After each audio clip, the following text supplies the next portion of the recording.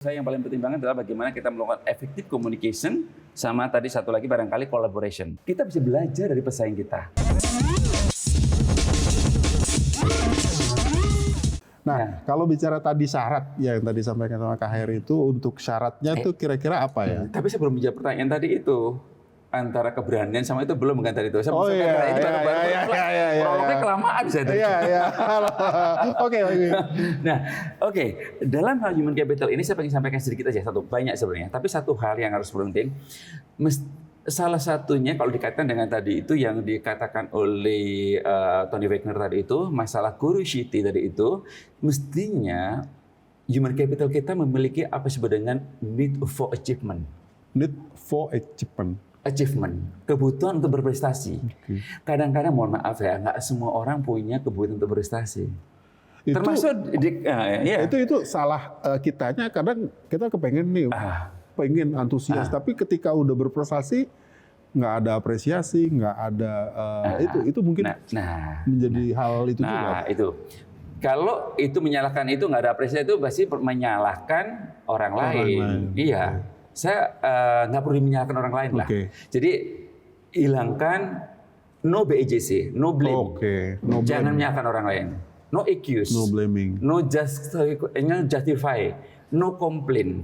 Itu kita kembali lagi itu masalah attitude juga. Itu harus kita hilangkan gitu. Nah, kaitannya tadi itu karena kadang-kadang makanya kalau kita di kelas kaitan ke kampus ya, kalau kita hanya yang penting adalah nilai aja. Yang penting dapat ini aja gitu. Artinya itu nggak kurang punya need for achievement. Yang penting lulus aja deh. Gitu. Harusnya bukannya lulus dengan hasil yang terbaik. Itu disebut dengan need for achievement. Bukan hanya lulus tapi lulus dengan hasil yang terbaik. Nah, tentu saja untuk mencapai need for achievement itu ada hambatan-hambatan, tantangan-tantangan. Nah, tantangan-tantangan itu sebenarnya akan lebih baik buat kita. Harus kebiasaan begitu. Untuk mencapai need for achievement ada tantangan, ada hambatan. Dan hambatan-hambatan itu memang lebih baik buat kita. Hidup ini butuh hambatan. Hidup ini butuh tantangan. Tantangan itu membuat kita jadi lebih hebat lagi. Contoh, lebih kuat. Kak Fauzan olahraganya apa? Suka main badminton, sepeda? Kalau suka pernah main badminton nggak? Pernah. Main bola? Bola pernah. Kalau main badminton ada netnya nggak? Ada dong. Net itu adalah hambatan. Coba kalau main badminton tanpa net, enak nggak? Nggak enak. Kita butuh hambatan itu. Nggak ada tantangan kan? Nggak ada challenge-nya. Main bola. Pertanyaan saya, main bola ada hambatan kan? Ada garis pinggirnya. Garisnya. Kan? Coba kalau main bola nggak ada hambatan, nggak ada batas-batasnya. Nggak ada garisnya ya. Nggak ada garisnya apa yang terjadi? Bukan bola. Semua penonton kita bisa ajak main kan? Iya. Nah itu ada hambatan-hambatan itu pasti ada gitu. Nah jadi pertanyaan saya. Kenapa main bola pada semua orang di dunia itu senang bola? Kok dibatasin cuma 90 menit? Itu batasan tadi ya. Kembali lagi tadi batasan. Iya, ada sebuah batasannya. Bayangkan kalau kita main bola selama 1 hari 1 malam pasti terjadi. Waduh, apa yang terjadi? Meninggal dunia langsung meninggal guys. Jadi permainan bola jadi nggak indah. Iya. Dengan ada batasan itu jadi indah. Hidup semakin indah. Nah, kadang-kadang orang nggak betah dengan tantangan-tantangan itu. Makanya kembali pengen yang nyaman aja. Itu karena tadi itu sebenarnya.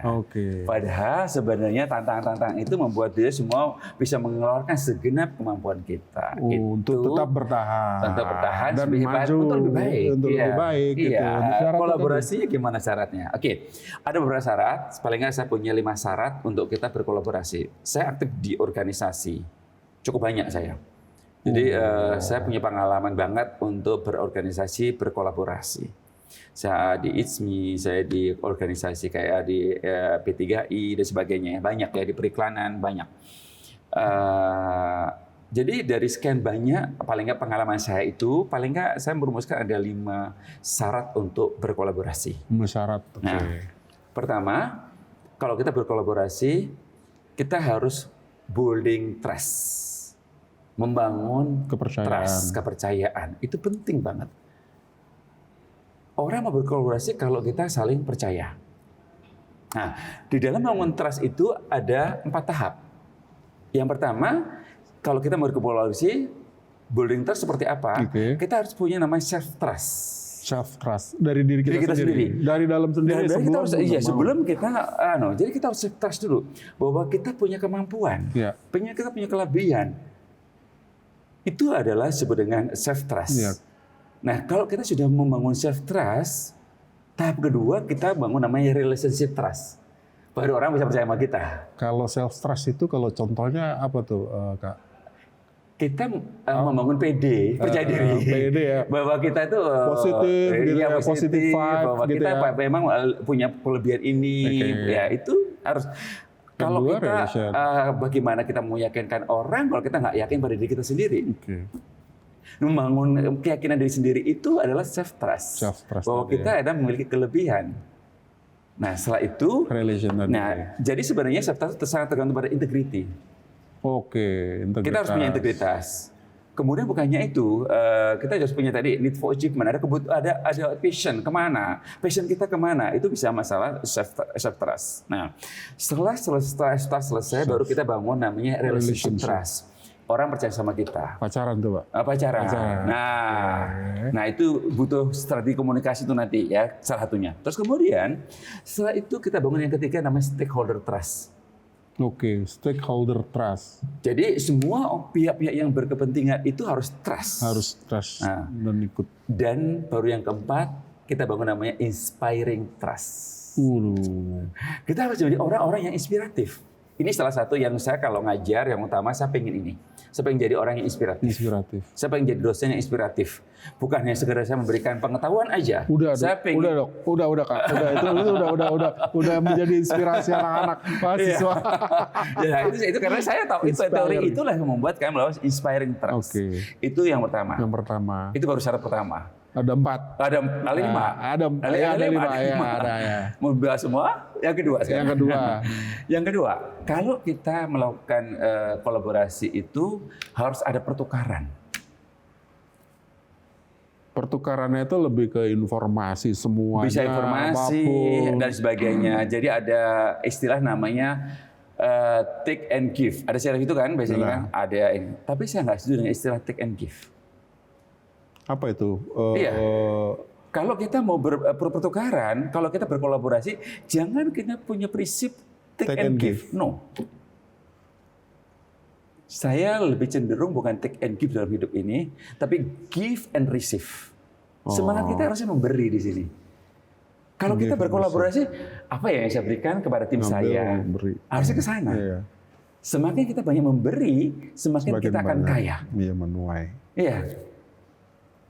Bahkan saya punya pendapat bahwa giving is rich. Kalau kita mau kaya, kita harus memberi. Ya, itu Nggak ada orang yang miskin gara-gara memberi, nggak ada.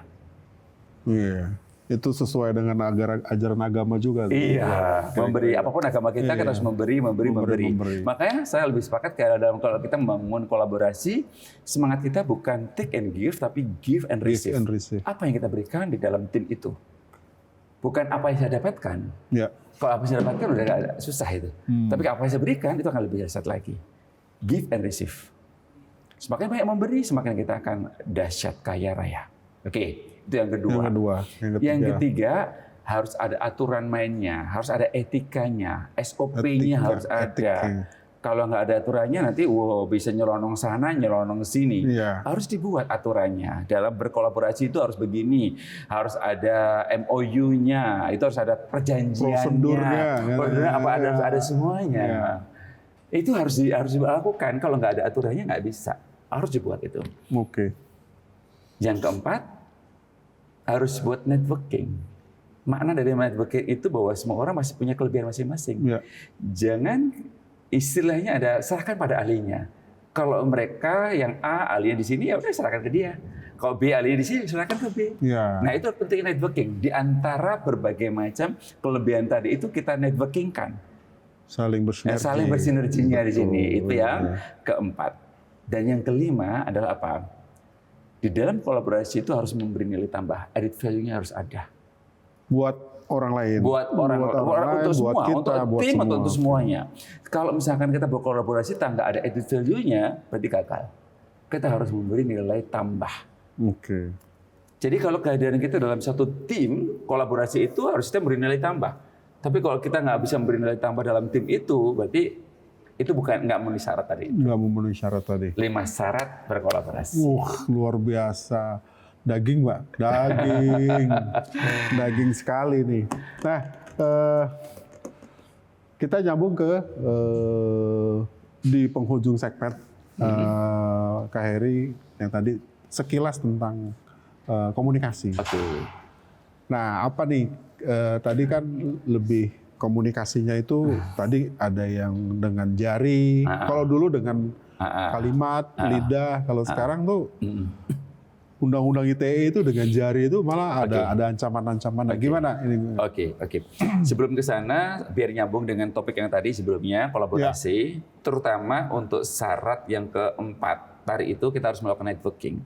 Nah, untuk networking dan sebagainya itu dibutuhkan komunikasi, efektif komunikasi. Biar kita terjadi networking yang bagus tadi itu. Itu syaratnya kita harus bisa komunikasi dengan baik. Nah, kalau kita bicara masalah komunikasi, itu ada 3 tingkatan komunikasi. Komunikasi yang pertama disebut dengan intrapersonal communication. Kembali ke dalam diri sendiri. Intrapersonal communication dalam diri sendiri. Jadi kita berdoa itu intrapersonal communication. Kemudian kita melakukan self talk. Maknanya apa ya ini ya? Kenapa Pak dosen ngomong begini ya? Itu adalah self talk. Itu ada intrapersonal communication. Kemudian yang kedua interpersonal communication. Antar yang lainnya. Sahabat. Iya, sahabat. Nah, di dalam interpersonal communication itu ada menggunakan disebut dengan komunikasi verbal, ada komunikasi non verbal. Yang kaitan tentang tadi itu adalah itu komunikasi verbal dan non verbal. Itu ada teknik namanya komunikasi verbal dan berusaha menggunakan komunikasi non verbal. Itu interpersonal communication. Kemudian yang ketiga public communication. Nah, public communication seperti apa? Seperti apa nih? Bagaimana kita berkomunikasi terhadap masyarakat semua, banyak orang. Jadi komunikasi kita tujukan untuk katakan podcast ini public communication ya udah. Bagaimana yang kita sampaikan akan didengar, dilihat semua banyak orang. Itu sudah public communication. Nah, itu ada beberapa teknik-tekniknya juga. Bagaimana caranya itu ada kita harus punya teknik-teknik khusus untuk melakukan seperti itu. Nah, kembali kepada komunikasi apapun interpersonal communication maupun public communication, maka itu harus kita memiliki strateginya. Jangan asal kita berkomunikasi, ya udah yang penting komunikasi aja. Itu juga perlu ada strategi. Iya, betul. Ini kan kaitannya sama yang tadi. Bagaimana SDM Indonesia Emas harus punya efektif, ngerti berkomunikasinya yang bagus itu seperti apa. Betul. Yang tadi disampaikan dengan verbal ataupun non verbal. Terus juga perilakunya dia itu menjadi bagian dari komunikasi, ya, Pak? Betul. Oke. Kita kalau bicara teori kalau bicara contoh simpelnya tuh Pak, kalau komunikasi itu di lingkungan kampus atau di lingkungan kantor tuh yang ideal, yang bagus, referensinya gimana tuh Pak? Ada nggak? Contohnya. Sebelum itu saya pengen bahas yang tadi itu, komunikasi itu yang bagus seperti apa dan sebagainya tadi itu. Ada komunikasi verbal dan non verbal ya tadi. Itu bagaimana cara berkomunikasi verbal dan bagaimana komunikasi non verbal. Saya pengen bahas komunikasi non verbal dulu. Apa yang harus kita perhatikan dalam komunikasi nonverbal? Apa mananya? Kita harus tahu pakaian kita, custom kita seperti apa. Kita ketemu orang pakaian seperti apa. Ketemu dosen nih, nggak enak gitu. Jangan sampai misalkan katanya potensi seperti ini, pakai kaos, pakai celana misalkan katanya kaos oblong, itu kan nggak bisa kan. Jadi kita harus menyesuaikan di mana. Pakaian sangat penting banget.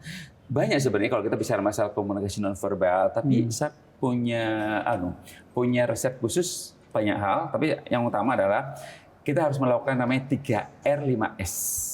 3R 5S. Istilahnya tuh Pak Heri itu luar biasa. Apa 3R? Apa tuh Pak? 3R. Kalau kita mau berkomunikasi sama orang, ya itu interpersonal communication. R pertama kita harus respect. Sama siapa kita ngomongnya? Jadi kadang-kadang ada orang berkomunikasi karena ini komunikasi sama bawahan, udah nggak respect. Jadi sama siapapun kita harus respect dulu. Respect. Karena kita respect kalau hanya atasan aja, atau orang ada kita. Nah, enggak. Kita komunikasi siapapun. Saya sih enggak. Iya, enggak lah. Kalau saya enggak begitu lah. Jadi Respect. respect. Oke. R yang kedua harus responsif. Contoh, ada orang WA-nya nggak dijawab-jawab, 1 bulan baru dijawab. Itu nggak responsif itu namanya. Bahkan nggak dijawab, itu nggak responsif itu. Maka R yang kedua kita harus responsif. Ya. Oke. Kemudian Yang ketiga, R yang ketiga kita harus ramah sama siapapun. saya diajarin kemarin. Senyum. Harus senyum. Itu. Nah, 3R itu adalah salah satu tip untuk komunikasi nonverbal kita harus perhatikan. Ya. Kemudian 5S. Apa 5S? S yang pertama kita harus sopan. Sama siapa kita harus sopan. Siapapun. Iya, nggak peduli apa itu bawahan kita atau siapapun kita harus sopan. S yang kedua kita harus semangat. Ya. Saya kadang-kadang terlalu semangat barangkali ya. Jadi kita harus semangat dalam berkomunikasi. Ya. Sama siapapun harus semangat. Itu hukumnya wajib. S yang ketiga kita harus sabar. Sabar. Kalau ditanya mahasiswa begini harus sabar lagi. Tanya lagi boleh sabar lagi. Itu harus sabar. S yang keempat. Yang keempat ini penting banget. Senyum. Kalau diperhatikan dari tadi mungkin saya senyum terus kali ya. Ramah. Nah itu harus senyum memang. Kita harus senyum. Nah senyum pun ada teknik-tekniknya, tapi nggak usah dibahas di sini ya. Nah, udah kelas. Ada teknik senyum pun ada tekniknya sebenarnya. Tapi oke. Tapi intinya kita harus senyum. Dan S yang kelima di dalam ini apa? Kita harus sukses. Nah, tadi kaitannya dengan itu, kita harus punya need for achievement, bahwa kalau kita berkomunikasi ada sukses, targetnya apa dan sebagainya. Itu komunikasi non-verbal. Banyak lagi yang lain yang harus kita perhatikan, bahkan sentuhan itu juga salah satu komunikasi non-verbal. Ada teknik-tekniknya. Itu termasuk dari effective communication. Iya, effective communication. Nah, tapi ada lagi komunikasi verbal. Nah, komunikasi verbal ini yang saya ingin bahas sedikit. Banyak juga yang kita harus perhatikan. Salah satu komunikasi verbal yang kita harus lakukan, please, ada namanya magic word. Magic word. Nah, kalau ini magic attitude, magic word. Kalau kita berkomunikasi verbal, gunakan TTM. Apa TTM aja? Teman-teman tapi mesra. Ya, TTM itu singkatan kalau kita berkomunikasi sama orang. T pertama tolong. Tolong. Coba kalau kita minta tolong anak buah kita. Tolong, terima kasih. Iya, terima kasih. Mohon maaf. Gitu kalau kita salah sampaikan maaf. Itu magic word dalam berkomunikasi. Itu dahsyat itu kalimat itu. Dahsyat itu. Orang gara-gara TTM tadi gara-gara maaf itu bisa semua hilang semua itu. Hal-hal yang lainnya masalah itu. Itu adalah magic word. Tetapi saya ingin bahas apanya sebenarnya tip-tipnya. Salah satunya lagi adalah kalau kita berkomunikasi harus positif. Positif. Ya. Komunikasi apapun kita harus menebar energi positif. Jangan pernah kita ngedumel kalau itu ada energi yang tersimpan, tercurahkan, itu energi yang negatif. Kalau kita galau, kita nyalahkan orang, kita selalu komplain terus, itu komunikasi yang selalu negatif. Energinya selalu negatif. Energi negatif, kalau kita berkomunikasi dengan energi negatif kalau disingkat apa? Enek. Bikin enek orang, bikin enek diri kita sendiri. Jadi ujungnya jadi kebencian. Iya, kebencian. Jangan pernah kita membangun komunikasi yang negatif. Komunikasi harus positif. Nah, ada penelitiannya ini, Dr. Emoto dari Jepang, itu melakukan penelitian terhadap 3 gelas. 3 gelas itu dikasih beras, dikasih air. Beras sama air. Gelas yang pertama dikasih kata-kata kalimat yang positif, arigato gozaimasu. Gelas yang kedua dikasih kata-kata yang negatif, idiot dan sebagainya. Beras kasih air ya. Gelas yang ketiga ignore, dicuekin. Apa yang terjadi? Selama 1 bulan. 1 bulan ya. Selama 1 bulan dilakukan itu, gelas yang dikasih kata-kata yang positif tadi itu, arigato, berasnya tetap putih, bersih dan kuat dan harum. Itu dahsyatnya kalimat yang positif. Kemudian gelas yang dikasih kata-kata yang negatif tadi itu, apa yang terjadi? Dalam 1 bulan itu Rusak. menjadi gelap, hitam. Kemudian yang ketiga apa? Itu ada jadi busuk. Itu dasarnya komunikasi. Masih banyak lagi titik-titiknya, tapi katanya udah closing statement katanya. Wow. Ya, jadi beras aja tahu. Gitu kan. Jadi memang Dengan komunikasi dengan itu komunikasi aja sudah bisa iya. tahu beras itu. Apalagi manusia. Apalagi SDM, gitu kan, Pak, menuju 245. Jadi tinggal nyaman sama kekuatan ya, tinggal pilih mana kan gitu. Closing statement dari Kak Heri buat teman-teman podcast. Oke, jadi apa yang saya sampaikan tadi, sekilas yang saya sampaikan itu hanyalah pengetahuan. Pengetahuan itu adalah potensi kekuatan. Akan menjadi kekuatan jika dilakukan 3 hal. Please pengetahuan yang cuma sebentar aja tadi itu, please praktekkan. Yang kedua, please amalkan. Dan yang ketiga, please praktekkan dan amalkan secara berulang kali. Karena apa? Karena butuh berulang kali, karena repetition is mother of knowledge. Wah, Repetition is mother of skill. knowledge. Good luck semuanya, sehingga akan menjadi kekuatan yang dahsyat. Kalau ada yang kurang berkenan, saya minta maaf. Wassalamualaikum warahmatullahi wabarakatuh. Wah, luar biasa. Tapi sebelum kita pamit, Kak, kita kan mau seminar di tanggal 20. Nah, aku minta tolong sama Kak Heri untuk menyampaikan, ajak buat teman-teman ikut di seminar tanggal 20. Boleh, Kak? Boleh dong. Silakan. Oke, halo podcaster. Ada seminar yang luar biasa yang akan diadakan oleh mahasiswa S2 Universitas Ibija. Temanya sangat menarik sekali. Adalah masa depan SDM Indonesia di era 5.0 dan strategi pengembangannya menuju tahun 2045.